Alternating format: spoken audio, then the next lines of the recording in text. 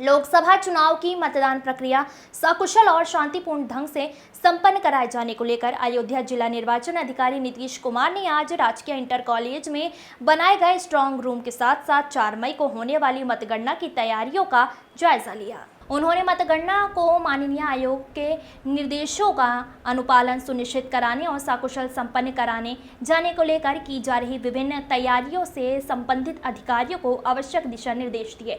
इस दौरान जिला निर्वाचन अधिकारी ने बताया कि मतगणना के संबंध में सभी तैयारियां पूरी कर ली गई हैं। 30 मई को मतगणना क्रमिक ने ट्रेनिंग का शेड्यूल है।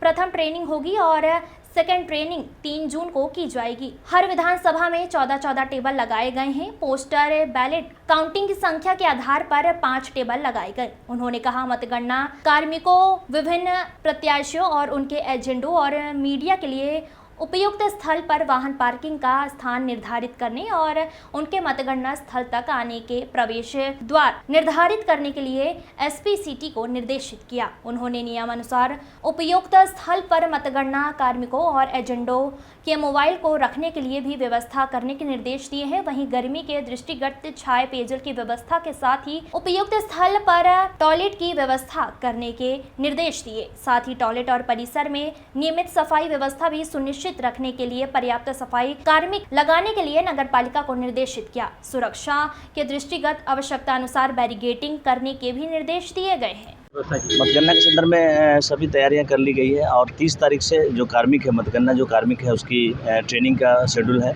और फर्स्ट ट्रेनिंग होगी 30 तारीख को और उसके बाद रैंडमाइजेशन के बाद सेकेंड ट्रेनिंग 3 तारीख को होगी। और उसके लिए हर एक विधानसभा में 14-14 टेबल्स लगाए गए हैं और पोस्टल बैलेट काउंटिंग के लिए और पोस्टल बैलेट की संख्या के आधार पर 5 टेबल्स लगाए गए हैं। ETPBS के लिए भी अलग से टेबल्स लगाए गए हैं और 5 ARO प्लस 8 ARO अतिरिक्त लगाए गए हैं।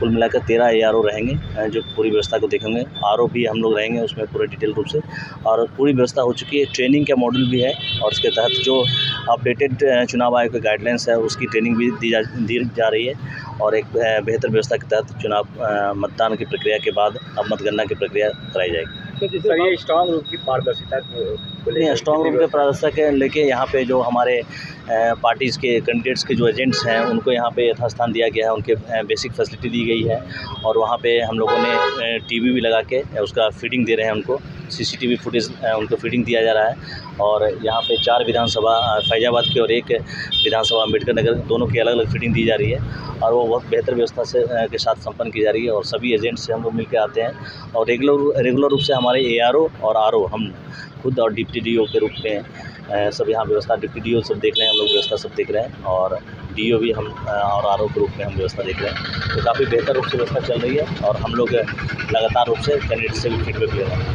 संख्या में कर्मचारी यहाँ लगाए जाएंगे। यहाँ पे जो लगभग 500 संख्या में लगभग कर्मचारी होंगे और जो टेबल वाइज होंगे, जो हर एक विधानसभा वाइज जो 14 टेबल्स मैंने बताया और पोस्टल बैलेट के लिए टेबल्स बनाएंगे और तो इस तरीके से 1+3 हर एक टेबल्स पे रहेंगे।